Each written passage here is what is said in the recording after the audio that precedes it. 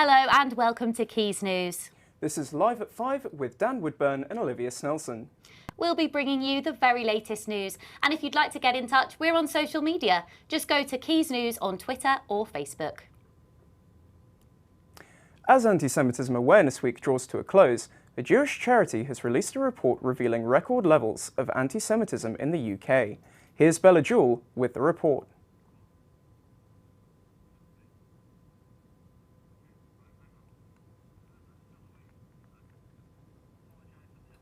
So sorry about the technical issues going on. Bella Jewell will be with you now. I personally, over the years, have had eggs thrown at me. It turned into an abusive situation. I was once punched in the face by someone who ran off. I wanted to shout to the ultra-Orthodox boys, literally pantomime, they're behind you. For generations, Jewish people have been calling Manchester their home, many fleeing persecution in Europe in the 20th century. But even in 2022, Jewish people face daily discrimination. You get a lot of abuse. A lot of it is abuse, very often from passing cars.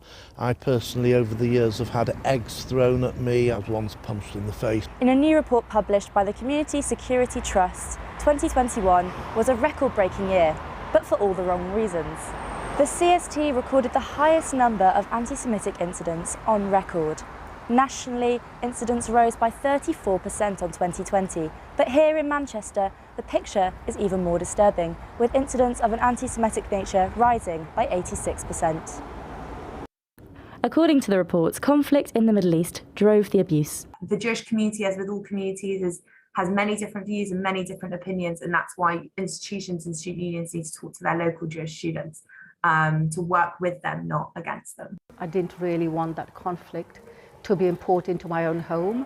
I obviously feel very bad about it, knowing about the plight of the Palestinian, but my Jewish friends don't have anything to do with it, so I felt I needed to do something about it. Muslims are being targeted for Islamophobia in the same way people are being targeted for anti-Semitism. I know the feeling, I know we're in the same situation. Both communities need to work more actively together where they can. And this is where the work of the Muslim-Jewish Forum is crucial. Bella Jewell, Quays News. Now, with the government loosening travel restrictions in time for half-term, many people may not consider another staycation. But our reporter, Luca Hughes-Piper, went to Portmeirion in North Wales to see whether the town designed by Clough William Ellis could sway holidaymakers. In 1925, Clough bought this land for £5,000, an overgrown and neglected patch at the time. But he was inspired by Portofino, the Italian Riviera fishing town. And that influence is clear to see, because what Clough didn't do was copy the town exactly, but rather draw inspiration from it, in terms of its architectural design and the friendly intimacy associated with so many towns in southern Italy. From quirky boats actually built into the rock here in Portmeirion, to Renaissance sculptures dotted around the Welsh village. And for those visitors looking closely, they may even find art hidden on the ceilings, as though Michelangelo were here himself. Interiors of Portmeirion's buildings are much the same style and decor. Sitting rooms such as these for guests to relax in, gilded and furnished with antiquities. If it weren't for the temperamental weather of the British Isles, visitors would need reminding of where in the world they actually find themselves. I spoke to some of these visitors to ask why they come here rather than holiday abroad.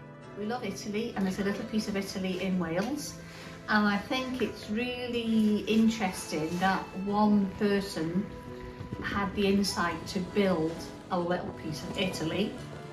It's one of those places where you just feel the passion and the love for it. Why he did it, I'm not quite sure, but thank you very much, Mr. Clough William Ellis. He did a jolly good job, didn't he? I do think nature's been incorporated. It's kind of been fit around the whole of the place.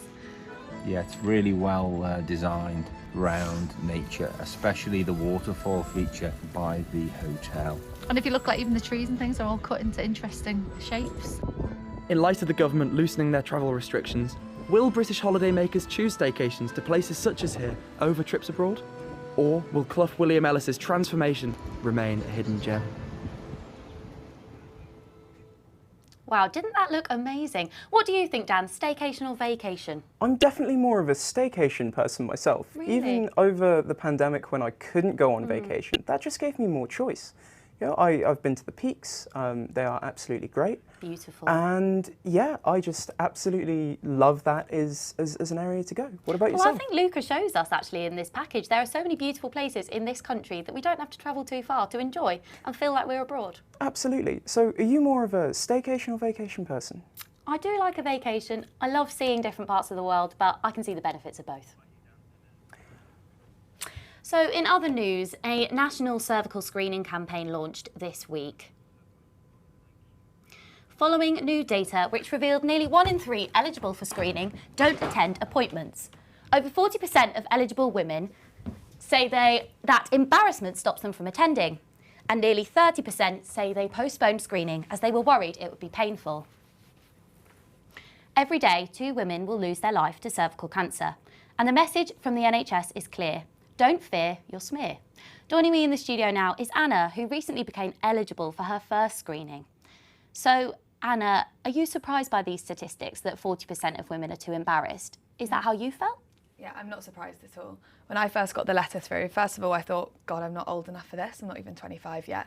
I wasn't aware that they actually contact people just before their 25th birthday. But I also felt, as soon as it came through, I felt nervous, I felt embarrassed. I was really scared it was going to hurt. I felt like I hadn't really spoken to many people about it before, but I did what anyone does in the situation. I got straight on the girls' group chat and found that there was a real mix. Some people did really feel like they felt exactly the same. They felt scared. They either had been avoiding it or just hadn't had their letter yet. But about 2 people in the group had it, and they reassured me that it was absolutely fine. That really encouraged me to go along myself, and I realised it was nothing to worry about. That's brilliant. I think these conversations are really important. And why do you think it is so important that women do continue to attend these appointments regularly? Well, since actually going to my personal screening, I found out that if all women actually went to the screenings that they were invited to, 80% of deaths by cervical cancer could actually be avoided. It's such a huge number. It's definitely one of the most preventable cancers, isn't it? Yeah, definitely. Well, thank you very much, Anna, for sharing your experience. Back to you, Dan. The Greater Manchester Combined Authority have delayed the implementation of the Clean Air Zone, but critics fear many lives will be lost as a result. Anna Devine has more on this one.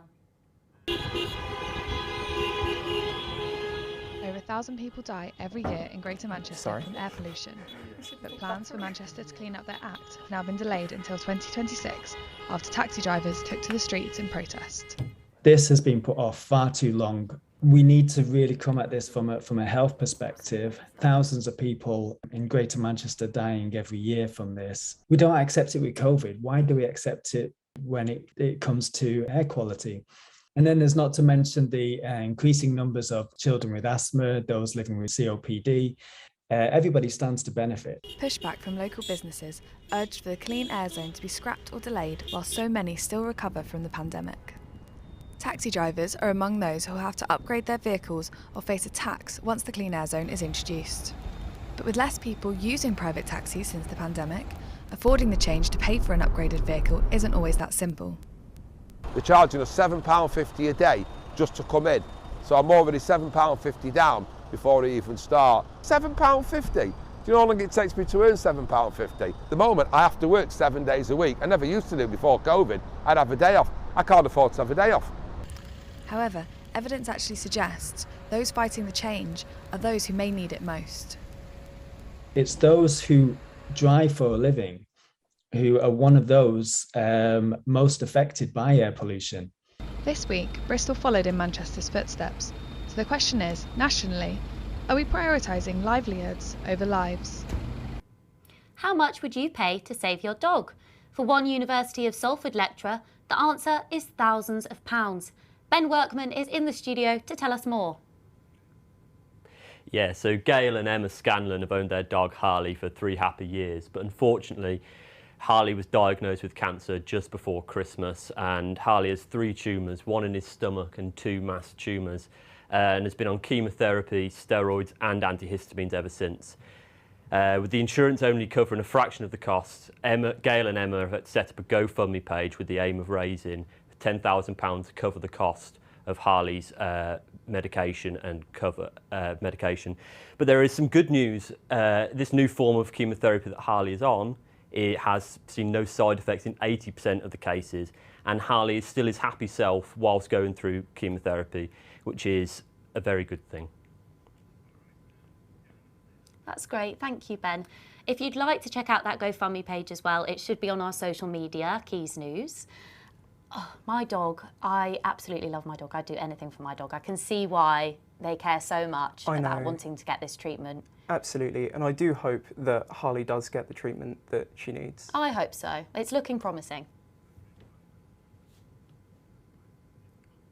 As news has emerged that Salford Council have agreed to remove nearly 80 trees in the Quays area, residents shared their concerns with our reporter Lauren Barkley. Salford Quays, previously the site of the Manchester Docks, now one of the largest urban regeneration projects in the United Kingdom. The Quays is home to many world-class businesses and a highly popular residential area. In 2019, planning permission was approved for an extension on the current Lowry outlet. A £26 million water gardens development designed by architect Chapman Taylor is set to transform the southern waterfront. However, this month, many residents were shocked to find that the council had given permission to developers to remove the trees from this area.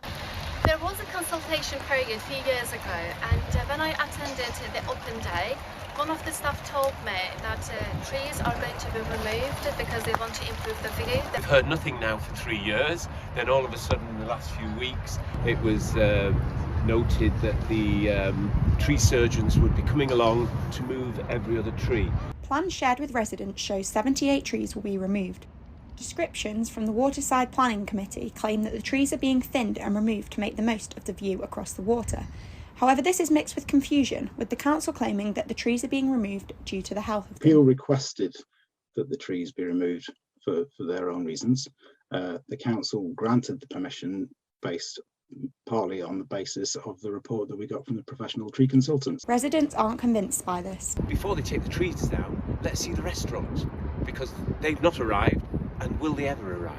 To be quite honest, if you're going to cut down one of the only green spaces that we've got and just pave it over and reduce the biodiversity that you have in an area that is almost entirely bricks and glass and steel already, you're going to have a severe impact on the people living here and the nature that exists within this space. To realise that there's people live here too, and they've got, you know, French bulldogs, they've got children, you know, they want to go out and enjoy the green space near them. With no comment on this from either Salford Council or the developers, and work expected to start this week, residents are keen to be heard. This is one of the best features of Salford Quays, and people come here just to have a walk here.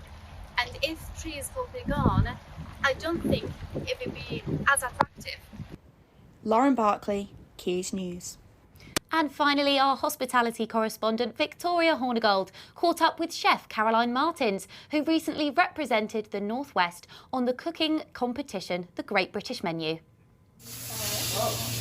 I try to carefully select the best British produces like cheeses, local cheeses. My pork is from Cumbria, you know, my cheese is from Lancashire, you know. So I'm trying to get, my mushrooms are literally from Altrincham. Color, flavors, exotic ingredients, novelty. Make people go, wow, how I never tried this before, this is crazy. On my 20s, I was actually a plasma physicist. So I have a PhD. I was working as a researcher at the University of Austin in Texas, but I couldn't wait to get to the end of the day and go cook for my friends. And then I just thought, you know what, after 10 years doing this, I think I'm done. I need to now follow my dreams. That's when I went back to Brazil and I signed up for Brazilian MasterChef. Caroline, por favor. I didn't win, you know, but it changed my life in a way that, you know, like it just shifted everything for me, you know. That's when I realized, well, this is what I love doing and I'm going to do all for it, you know. So right after MasterChef, I moved into London. I went to Le Cordon Bleu, the culinary school. I got a degree there and I never stopped. So I feel like this dish with the feijoada had like the perfect combination of like classic British cuisine fused with like Brazilian food, and it was just like really, that is why I picked coming here today, because I wanted something different to like the usual Brazilian experience. People are so adventurous here, more adventurous than in London, I would say. They're tired of Indian, Chinese, you know, sushi. They want something different, you know. And also it's such a close community, hospitality in Manchester. Everybody helps everybody, you know, and they really help with a good heart, you know, with kindness. And that's really nice for me, you know, especially as an immigrant, you know. We actually did see her on Great British Menu this week, so it was a bit of a thrill really to have one of the things that was on television and have it served here. Exactly, the inoculation process. And you turning this into a puree? I thought it was absolutely excellent, and it was a real surprise. It was beyond what I was expecting, actually. You know, people are just lovely here. I'm loving it. It's my home now. Do you think you're going to be staying here for long? Oh yes, I will stay here forever. That's it from us. Goodbye.